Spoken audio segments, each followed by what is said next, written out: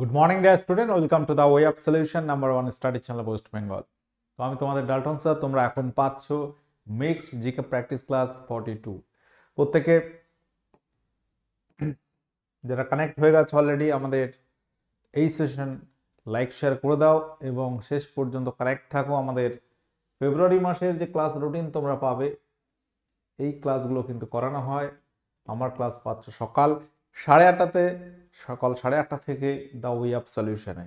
ওকে, এবং আমাদের এই সমস্ত ক্লাস তোমরা টেলিগ্রামেও লিঙ্ক পাবে, নোটিফিকেশন বা লিঙ্ক তোমরা টেলিগ্রাম থেকেও পেতে পারো। The way of solution official verified Telegram group আছে, প্রত্যেকে জয়েন করবে এখানে। এবং আমাদের TWS একাডেমি অ্যাপে কিন্তু ক্লাসগুলো করানো হচ্ছে পেড কোর্সের, ওটাও মাথায় রাখো। যদি কেউ নিতে ইচ্ছুক হও, হেল্পলাইন নাম্বার রয়েছে। TWS একাডেমি অ্যাপ তোমাকে প্লে স্টোরে গিয়ে ডাউনলোড করতে হবে। ওকে, চলো প্রথম প্রশ্ন, কোন মুঘল সম্রাট আলমগীর উপাধি ধারণ করেছিলেন? সহজ কোশ্চেন দিয়ে শুরু করছি। ভারতের ইতিহাসে আমরা যদি দেখি, মুঘল যুগ অর্থাৎ মধ্যযুগ থেকেও কিন্তু বেশ কিছু কোশ্চেন হয় এবং সেখানে এই ধরনের কোশ্চেন হতে পারে। ঔরঙ্গজেব সম্পর্কিত যে কোশ্চেনগুলো হয়, কোন মুঘল সম্রাটকে জিন্দা পীর বলা হয়, এটাও মনে রাখবে, সেটা হচ্ছে সম্রাট ঔরঙ্গজেব।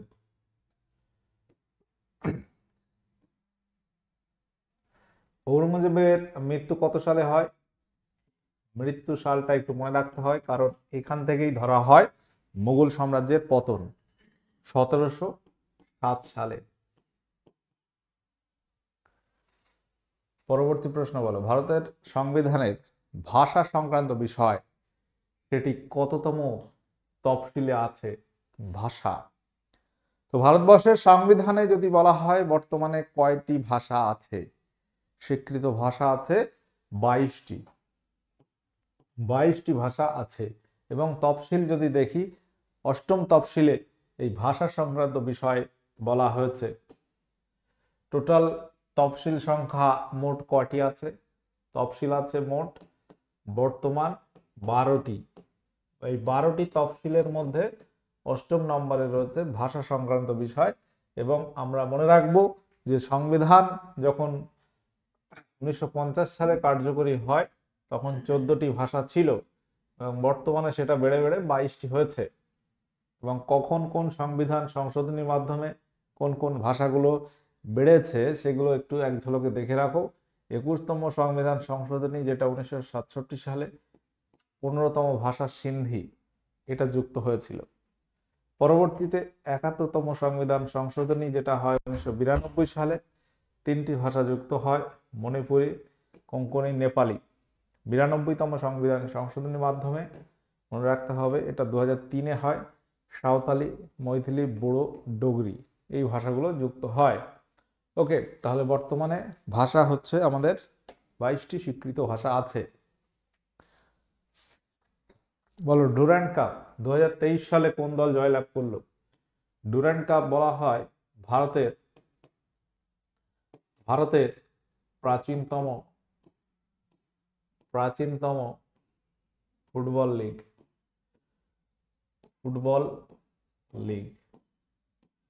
বা ফুটবল কোনো একটা কাপ। এটি আমরা যদি দেখি 1888 সালে চালু হয় সিমলাতে।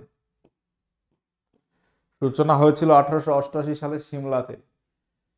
তো 2023 সালে সম্ভবত 132তম এডিশন ছিল, অর্থাৎ ডুরান্ড কাপের। এটাই চ্যাম্পিয়ন হয়েছে মোহনবাগান সুপার জায়ান্ট। প্রতিপক্ষ কে ছিল? ইস্টবেঙ্গল। ইস্টবেঙ্গলকে হারিয়ে মোহনবাগান ডুরান্ড কাপ 2023 জয়লাভ করেছে। রিসেন্ট একটা cup, Kalinga super cup, East Bengal জয়লাভ করেছে, মনে রাখতে হবে। ইস্টবেঙ্গল কলিঙ্গ সুপার কাপ জয়লাভ করলো। ওকে, ISL খেলা চলছে, ISL খেলা কন্টিনিউ আছে, ফুটবল লিগ আর কি। 76-এর মন্বন্তর হয় নিম্নের কোন গভর্নরের সময়? 76-এর মন্বন্তর হয় কোন গভর্নরের সময়?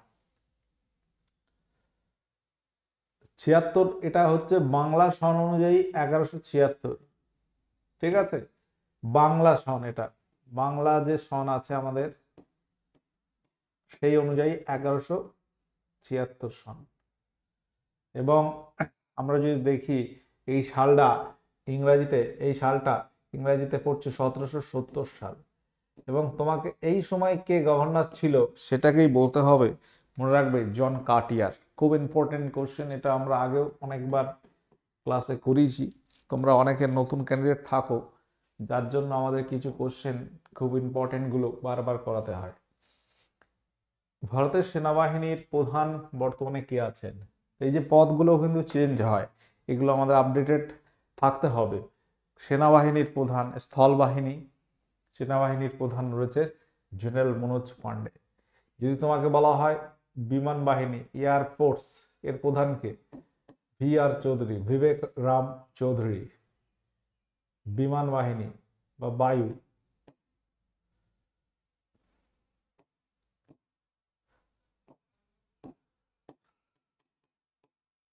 ওকে। আর যদি বলা হয় নেভাল, কে রয়েছেন সেটা বলো। নৌবাহিনীর প্রধান কে আছেন ভারতের? এখানে অপশনে নেই, তোমরা কমেন্ট করে জানাবে যে বর্তমানে ভারতের নৌবাহিনীর প্রধান কে আছে। নৌবাহিনীর প্রধান কে আছে, কমেন্টে জানাবে। আচ্ছা, পরবর্তী কোশ্চেন, সুন্দরবনকে রামসার ক্ষেত্র হিসেবে ঘোষণা করা হয় কত সালে? এই রামসার ক্ষেত্র এই নিয়ে ক্লাস করানো যখন আমি প্রথম করেছিলাম, অনেক দিন হয়ে গেছে সেটা, আবার তখন ছিল 47টি, 47, সে অনেক আগে, 1-1.5 বছর আগে। বর্তমান রামসার সাইট কটা? বর্তমান আমরা যদি দেখি রামসার সাইট কটা আছে, এটা কিন্তু চেঞ্জ হয়, তো বারবার আমাদের এই প্রশ্নগুলো করাতে হয়। রামসার সাইট হচ্ছে 80টি, তাই তো? 80টি, কিছুদিন আগে পর্যন্ত 75 ছিল, সেটা 5খানা বেড়ে গেছে। এর মধ্যে তামিলনাড়ুতে পড়েছে 16টি, 80-র মধ্যে শুধু 16টি রয়েছে তামিলনাড়ুতে, সব থেকে বেশি তামিলনাড়ু। এবং পশ্চিমবঙ্গের সুন্দরবন উল্লেখযোগ্য রামসার সাইট। এই সুন্দরবন মনে রাখতে হবে বৃহত্তম রামসার সাইট। এই ভারতের যে টোটাল 80টি রামসার সাইটের কথা আমরা বলছি, এর মধ্যে বৃহত্তম হচ্ছে সুন্দরবন। এবং পশ্চিমবঙ্গে আমরা জানি 2টি রামসার সাইট রয়েছে। কটি আছে? 2টি। একটা হচ্ছে ইস্ট কলকাতা ওয়েটল্যান্ড, তো পূর্ব কলকাতার জলাভূমি, আর একটা সুন্দরবন। পূর্ব কলকাতার জলাভূমিটা সালটা মনে রাখতে হবে, 2002 সালে রামসার সাইটের মর্যাদা পায় পূর্ব কলকাতা জলাভূমি, এটা মনে রাখতে হবে ওয়েস্ট বেঙ্গলের রামসার সাইটের মধ্যে। পরবর্তী প্রশ্ন হচ্ছে, চোখের কোন অংশ ক্যামেরার ডায়াফ্রামের মতো কাজ করে? তারারন্ধ্র, iris, lens, cornea. Option B iris হয়ে যাবে এখানে কারেক্ট অ্যান্সার।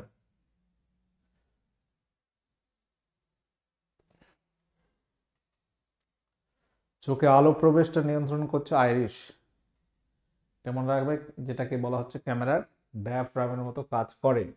নিচের কোন মৌলটির ভর এবং পারমাণবিক সংখ্যা সমান? পারমাণবিক সংখ্যা কত?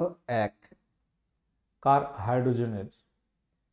অক্সিজেন যেটা আমরা দেখি তোমার হাইড্রোজেনের ক্ষেত্রে একমাত্র খাটবে এটা, কারণ হাইড্রোজেনের বেশ কিছু আইসোটোপ রয়েছে, যেখানে একটা কেসে সমান হচ্ছে যেটা প্রোটিয়াম 1H1, পারমাণবিক সংখ্যা 1, ভর সংখ্যা 1। ঠিক আছে, এবং অন্যান্য ক্ষেত্রে কিন্তু এটা আর খাটবে না। বলো, ব্যাঙাচি থেকে পূর্ণাঙ্গ ব্যাঙে পরিণত হতে সাহায্য করে কোন হরমোন?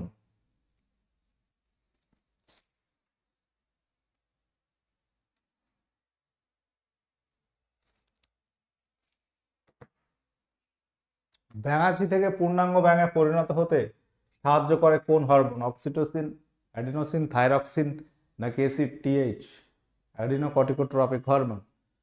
তো এখানে মনে রাখবে থাইরক্সিন হরমোন এটা সাহায্য করে। অপশন সি এখানে সঠিক উত্তর হয়ে যাবে। পরবর্তী প্রশ্ন দেখো, প্রতিসারাঙ্ক থেকে কথা আছে। কেরোসিন এর প্রতিসারাঙ্ক 1.44, তারপিন তেলের প্রতিসারাঙ্ক 1.47 এবং জলের প্রতিসারাঙ্ক 1.33 হলে কোন ক্ষেত্রে আলোর গতি সর্বোচ্চ হবে? আলোর গতিবেগ আমরা জানি বিভিন্ন মাধ্যম সাপেক্ষে চেঞ্জ হয়, কারণ আলো যদি বিভিন্ন মাধ্যম পাস করে তো মাধ্যমের একটা প্রতিসারাঙ্ক থাকে, ঠিক আছে? প্রতিসারাঙ্কর উপরে একটা ব্যাপার রয়েছে, ঘনত্বের সঙ্গে একটা সম্পর্ক রয়েছে, বা আলোর ক্ষেত্রে আমরা প্রতিসারাঙ্ক দিলে একদম সহজে বোঝা যায়, কারণ কিভাবে বাঁক নেবে সেটাই প্রতিসারাঙ্কের উপর ডিপেন্ড করে। সেক্ষেত্রে আমরা যদি দেখি প্রতিসারাঙ্ক সব থেকে কম, সেটা হচ্ছে জল। জলে আলোর বেগ কিন্তু বেশি হবে তুলনামূলক তারপিন তেল বা তোমার কেরোসিনের ক্ষেত্রে। তাহলে সব থেকে বেশি হবে এখানে গতিবেগ জলের, আলোর গতিবেগের মধ্যে। তারপর আমরা যদি দেখি কি হবে, মাঝখানে কোনটা আছে? কেরোসিন। কেরোসিন তারপর যদি দেখি আমরা এটা হবে তারপিন তেল। আমরা আলোর গতিবেগের কথা যদি দেখি, শূন্য মাধ্যমে আলোর বেগ কত বলো? শূন্য মাধ্যমে আলোর বেগ কত? অর্থাৎ কোনো মাধ্যম নেই, কোনো বাধা নেই, একদম যেভাবে যাবে সেভাবে যাবে। তো এখানে মনে রাখবে এটা 3 × 10⁸ মিটার পার সেকেন্ড, এটা নর্মাল। তো বায়ু মাধ্যমে যদি বলে, শূন্য মাধ্যমে তো বুঝলাম, বায়ু মাধ্যমে কত? বায়ু মাধ্যমে ওই একই ধরা হয়, শূন্য মাধ্যম বায়ু মাধ্যম একই ধরা হয়। ওকে, আচ্ছা জলের কথা বললাম, জলের বেগ হবে 2.25 × 10⁸ মিটার পার সেকেন্ড। এখানে দেখো 2.25 হয়ে গেছে। কাঁচের ক্ষেত্রে আমরা যদি দেখি, গ্লাস বা কাঁচ, এখানে কিন্তু এই 2টা হয়ে যাবে, এই 3টা হয়ে যাবে 2 × 10⁸ মিটার পার সেকেন্ড, অর্থাৎ কমে গেল। কাঁচের ঘনত্ব জলের থেকে বেশি, ওই জন্য এখানে আলোর গতিবেগটা কমে যাবে। তো এই যে ইনফরমেশনগুলো তোমরা লিখে রাখতে পারো। তারপিন তেলে 1.98 হয়, 1.98 × 10⁸ মিটার পার সেকেন্ড। আচ্ছা পরবর্তী কোশ্চেনে আমরা যাই। বর্তমানে আমাদের ওজোন স্তরে ক্ষয় করছে কোন রশ্মি? ওজোন স্তর ক্ষয় করছে আল্ট্রাভায়োলেট রে, তাই তো? আল্ট্রাভায়োলেট রশ্মিটাকেই তো আটকাচ্ছে ওজোন স্তর। কোনটি ভারতের সর্বাপেক্ষা প্রাচীন বংশ? এখানে যে 4টি বংশের কথা আছে এর মধ্যে তোমাকে খুঁজতে হবে কোনটি প্রাচীন বংশ। মৌর্য, শুঙ্গ, গুপ্ত, কুষাণ। সিকোয়েন্স গুলো মনে রাখতে হবে। প্রথম যদি বংশ দেখি আমরা, এখানে মৌর্যই হবে। মৌর্যর পর শুঙ্গ, শুঙ্গর পরে কুষাণ, তারপর গুপ্ত। প্রথম হর্ষঙ্ক, তারপর যদি আমরা দেখি শিশুনাগ বংশ, নন্দ বংশ, মৌর্য বংশ, তারপর শুঙ্গ বংশ। মৌর্য বংশের শেষ রাজা বৃহদ্রথ, তাকে হত্যা করছিল পুষ্যমিত্র। শুঙ্গ দিয়ে শুঙ্গ বংশের সূচনা হয়। তারপর বেশ কিছু বংশ রয়েছে। তারপর আমরা জানি যে কনিষ্কের সময় কুষাণ সম্রাট কনিষ্ক 78 খ্রিস্টাব্দে শকাব্দ ধরা হয়। গুপ্ত বংশ তুমি যদি দেখো গুপ্তাব্দ ধরা হয় 320 খ্রিস্টাব্দ থেকে, তার মানে গুপ্তটা কুষাণেরও পরে। 1193 সালে দিল্লি জয় করেছিলেন তোমার মোহাম্মদ ঘোরি। তো এই দিল্লি জয়ের স্মারক হিসেবে কোন সুলতান কুয়াতুল ইসলাম মসজিদ নির্মাণ করেছিলেন? আচ্ছা, দিল্লি জয় করেন মোহাম্মদ ঘুরি, এবং এখানে মোহাম্মদ ঘুরির যে বা তার সেনাপতি কুতুবুদ্দিন আইবক, তিনি কুয়াতুল ইসলাম মসজিদ নির্মাণ করেন। তো এটা মনে রাখতে হবে যে মোহাম্মদ ঘুরির সঙ্গে যে তরাইনের যুদ্ধটা হচ্ছে, মোহাম্মদ ঘুরির সঙ্গে পৃথ্বীরাজ চৌহান 1192টা জয়লাভ করছে, এবং সেখানে তার প্রধান সেনাপতি ছিল কুতুবুদ্দিন আইবক। তো মোহাম্মদ ঘুরি তরাইনের যুদ্ধের পরে কিন্তু চলে যাচ্ছে, তারপর টোটালটা সামলাচ্ছে কুতুবুদ্দিন আইবক, এবং তিনি এইটা নির্মাণ করেছিলেন কুয়াতুল ইসলাম মসজিদ। সিন্ধু সভ্যতার প্রধান বৈশিষ্ট্য ছিল কি? মধ্যপ্রস্তর যুগের সভ্যতা, এটি ছিল নগর কেন্দ্রিক, কৃষি কেন্দ্রিক, নাকি প্রাচীন প্রস্তর যুগের সভ্যতা? এটা বলা হয় নগর কেন্দ্রিক সভ্যতা ছিল। পাস্কাল সেকেন্ড নিচের কোন রাশিটির মাত্রা বা একক?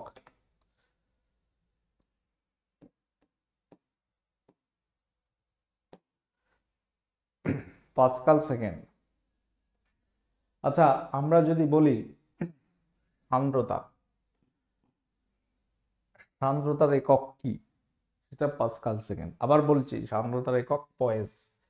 তো এই ঝামেলাগুলো কোথা থেকে হচ্ছে? পয়েস বা পয়েস।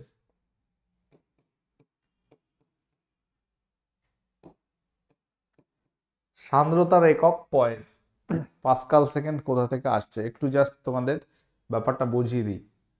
তো সান্দ্রতার একক হচ্ছে, সান্দ্রতা কি?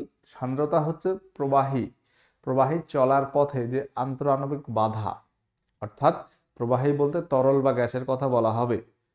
তুমি একটা ঢালু জায়গায় যদি জল ফেলো, দেখবে যেদিকে নিচু হচ্ছে সেই দিক থেকে জলটা চলে যাচ্ছে, এবং তার একটা গতিবেগ রয়েছে।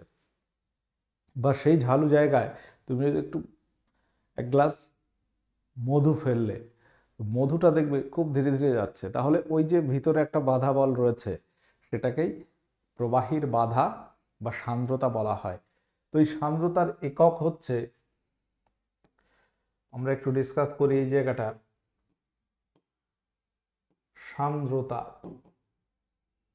সান্দ্রতার একক সিজিএস পদ্ধতিতে একক হচ্ছে dyne into second per meter square, centimeter square. এটাকে বলা হয় পয়েস। এটাকে বলা হয় পয়েস। সান্দ্রতার সিজিএস একক হচ্ছে পয়েস। রাশিটা কি? রাশিটা হচ্ছে এটা, dyne into second per centimetre square. Okay, অর্থাৎ বল ইন্টু সময় তার সঙ্গে ক্ষেত্রফল দিয়ে ভাগ করতে হচ্ছে। এর এসআই এককটা কি হবে? এসআই এককটা মনে রাখবে, ডাইনের জায়গায় তুমি লিখবে নিউটন,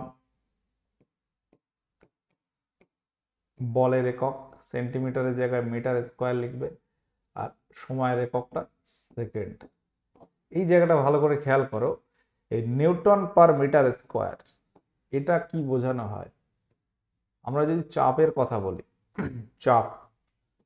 চাপ মানে হচ্ছে বল, প্রযুক্ত বল বাই ক্ষেত্রফল, কতটা জায়গার উপরে তুমি বলটা প্রয়োগ করছো, এটাকে বলা হবে চাপ। এই বলের একক কি? বলের একক হচ্ছে নিউটন,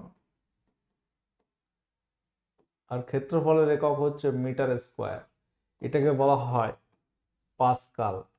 চাপের এসআই একক পাস্কাল, মনে রাখবে, এটা এসআই একক হচ্ছে পাস্কাল। ঠিক আছে, তাহলে এই যে জায়গাটা আমি বক্স করলাম নিউটন পার মিটার স্কোয়ার, তাহলে এই জায়গাটা আমরা বলতে পারি এটা পাস্কাল।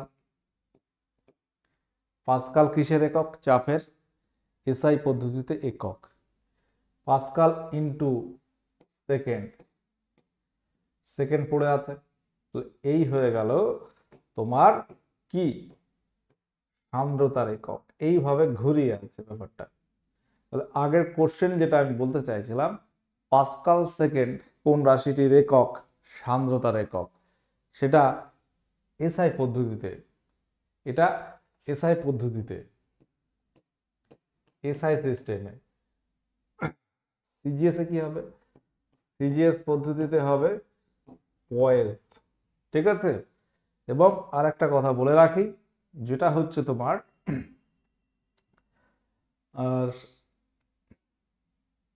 নিউটন মিটার স্কোয়ার, এটা কিন্তু চাপের একক। ঠিক আছে। এই চাপ ইন্টু সেকেন্ড, কি পরিমাণ চাপ প্রয়োগ হচ্ছে সেকেন্ড দিয়ে গুণ করলে সেটাকে আমরা সান্দ্রতা বলতে পারি। ব্যাস। চলো, ভিটামিন কে আবিষ্কার করেন? হ্যাঁ, আর একটা যেটা কথা বলতে গিয়ে একটু ভুলে গেলাম, এই যে পাস্কাল সেকেন্ড, এটাকে বলা হয় ডেকাপয়েজ। ডেকাপয়েজ। ঠিক আছে, এটাকে বলা হয় ডেকাপয়েজ।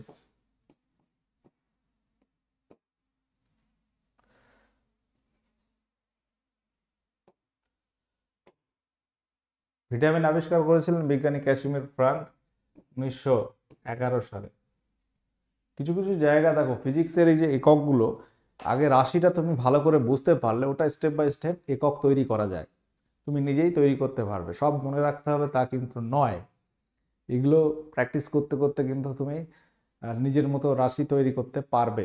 তুমি ঠিকঠাক বসিয়ে তারপর তৈরি করতে হবে, এমন না যে ভুলভাল করে তৈরি করে দেবে গায়ের জোরে, সেটা কিন্তু হবে না। আচ্ছা, কোনো গ্যাসের তাপমাত্রা যদি আমরা বৃদ্ধি করি তাহলে ওর গতিশক্তিটা কি হবে? গতিশক্তিটাও বৃদ্ধি পাবে। ওকে, কারণ গ্যাসের অণুগুলি সংঘর্ষ হবে। তো সংঘর্ষ হলে কি হবে? গতিটা বাড়বে। আচ্ছা বলো, কে কোন প্রতিষ্ঠান সম্পর্কে সেফটি ভালভ তত্ত্ব প্রচার করেছিলেন? এটা পরীক্ষা আছে। অ্যালান অক্টোভিয়ান হিউম 1885 সালে তার উদ্যোগে আমরা জানি যে জাতীয় কংগ্রেস প্রতিষ্ঠা হয়। ইন্ডিয়ান ইন্ডিপেন্ডেন্স লীগ এর সঙ্গে কে জড়িত ছিলেন? Indian Independence League, Rashbehari Bose. কনিষ্কের সভাকবি কে ছিল বলো? কনিষ্কের সভাকবি কে ছিলেন? কুষাণ সম্রাট কনিষ্ক, তার সম্পর্কে যদি আমরা বলি, এই কনিষ্ক বা কুষাণ যুগে দেখি অনেক কনিষ্ক রয়েছে। কনিষ্ক বলতে যেটা আমরা ধরি, প্রথম কনিষ্কের কথা বলা হয়। কনিষ্কের সভাকবি ছিল অশ্ব ঘোষ। কনিষ্কের সভায় আরো উল্লেখযোগ্য ব্যক্তিত্ব যদি বলি আমরা, ছিল তোমার অশ্ব ঘোষ ছাড়াও তোমার নাগার্জুন ছিল, তোমার চরক ছিল, সুশ্রুত ছিল। এগুলো কার সময়? কনিষ্কের সময় ছিল। নাগার্জুন ছিল বৈজ্ঞানিক।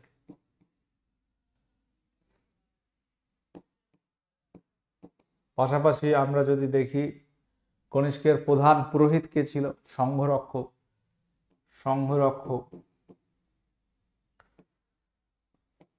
ছিল প্রধান পুরোহিত, কনিষ্কের প্রধান।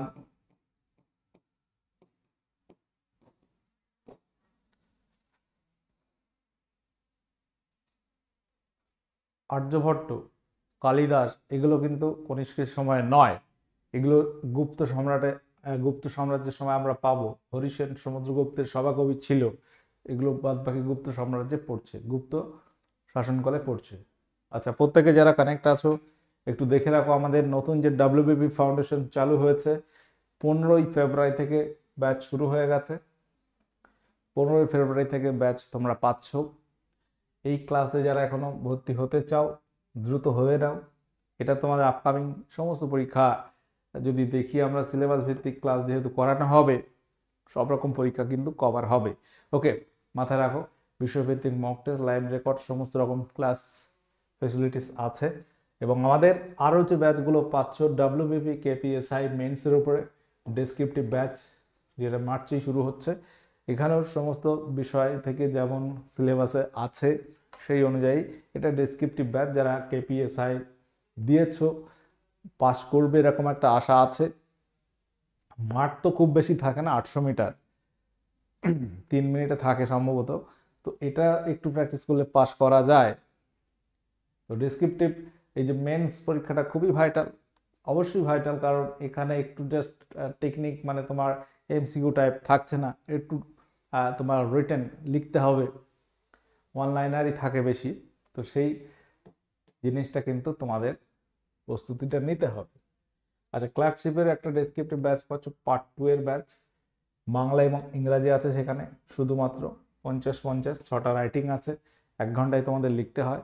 ওই জন্য একটু জাস্ট টাচে থাকো, এই ব্যাচটা যদি নিতে ইচ্ছুক হয় নিতে পারো অবশ্যই। এবং এনএম জিএনএম এর ব্যাচ যেটা তোমরা পাচ্ছ 22শে ফেব্রুয়ারি থেকে ক্লাস শুরু হচ্ছে। এখন যদি নিতে চাও অবশ্যই নিতে পারো, কারণ জুলাই মাসে পরীক্ষা আছে, জুলাইয়ের মাঝামাঝি দিকে, ফর্ম ফিল আপ এখনো হয়নি।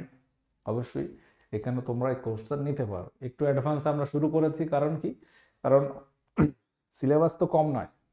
এনএম জিএনএম এর যে সিলেবাস সেটা তোমার যে হঠাৎ করে 2 মাস 3 মাসে শেষ করা পসিবল নয়। ওই জন্য আমরা অ্যাডভান্স শুরু করেছি, নয়তো শেষ হবে না।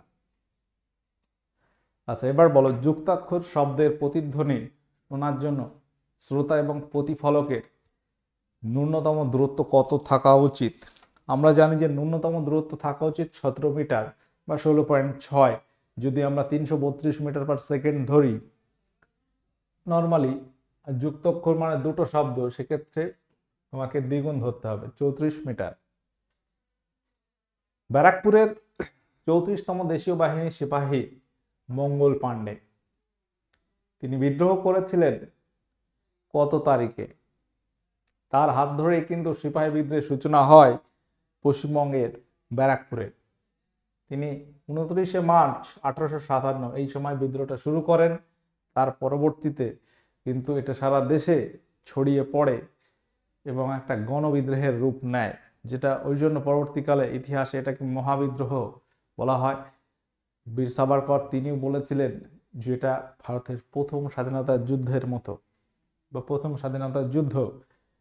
এই কথাগুলো, সিপাহী বিদ্রোহটা খুব ইম্পর্টেন্ট জায়গা ভারতের ইতিহাসে, মনে রাখতে হবে। নিচের কোনটি একটি ডিনাইট্রিফাইং ব্যাকটেরিয়া? এর উদাহরণ কি হবে? ডিনাইট্রিফাইং ব্যাকটেরিয়া, মনে রাখবে সিউডোমোনাস, অপশন বি একটা ডিনাইট্রিফাইং ব্যাকটেরিয়ার এক্সাম্পল। হার্ট অফ হার্ট কাকে বলে? তো শরীরে আমাদের হৃৎপিণ্ড রয়েছে, যেটাকে আমরা হার্ট বলছি। তো এই হার্ট অফ হার্ট বলা হয় হৃৎপিণ্ডের এসএ নোটকে হার্ট অফ হার্ট বলা হয়। ওকে, আচ্ছা, প্রত্যেকে যারা কানেক্ট আছো তোমরা দেখো যে কোন জেলায় লিঙ্গানুপাত সবচেয়ে কম? এটা গত দিনের হোমওয়ার্ক ছিল আমাদের। কলকাতা হবে সঠিক উত্তর, অপশন বি। এবং সব থেকে বেশি 2011 সেন্সাস যদি ধরি সেটা হবে দার্জিলিং। ওকে, আচ্ছা, কৃষ্ণকুমার মিত্র সম্পাদিত পত্রিকাটি হলো কোনটি? এটা তোমরা হোমওয়ার্ক করবে। তো আজকে 26 কোশ্চেনের মধ্যে তোমার স্কোর কত হয়েছে একটু বলবে কমেন্ট করে। আমাদের ক্লাসগুলো তোমরা পাবে the way of solution TWS academy YouTube চ্যানেলে। যারা নতুন আছো অবশ্যই 2টি চ্যানেল সাবস্ক্রাইব করে নেবে, এবং TWS একাডেমি নামে আমাদের অ্যাপ রয়েছে প্লে স্টোরে, প্লে স্টোর থেকে অ্যাপ ডাউনলোড করো, এবং পেড কোর্স যেগুলো আমরা বললাম এগুলো সব কিন্তু আমাদের অ্যাপে হবে। ওকে, তাহলে প্রত্যেকের সেশনে যারা কানেক্ট ছিলেন সেশনটি লাইক শেয়ার করে দাও, এবং প্রত্যেকেই যদি কোনো প্রশ্ন থাকে কমেন্ট করে জানাতে পারো। সেশনটি দেখার জন্য অনেক অনেক ধন্যবাদ তোমাদের। তো ক্লাস করছো, পড়াশুনো করো ভালো করে, আগামী দিনে যে এক্সামগুলো আছে যাতে করে তুমি সফল হও, একদম ফাইনাল সিলেকশন যাতে হয় সেইটা টার্গেট নিতে হবে। একটা স্টেপ পাস করলে আরেকটা স্টেপ, ঠিক আছে? তো সেই টোটাল জায়গাটা কিন্তু ভেবে রাখতে হবে তোমাকে। একটা স্টেপ পাস করলে তো হচ্ছে না, স্টেপ বাই স্টেপ তোমাকে এগিয়ে যেতে হবে। ওই জন্য তোমার এই ধারাবাহিকতাটা কিন্তু বজায় রাখতে হবে। আজকে ক্লাস করলাম, কাল করলাম না, পরশুদিন আবার করব, এই মেন্টালিটি রাখবে না। তুমি বাড়ি পড়তে থাকো, প্রতিদিন একটা নির্দিষ্ট টাইম ধরে তুমি পড়াশোনা করতে থাকো। ওকে, চলো, টাটা, বাই।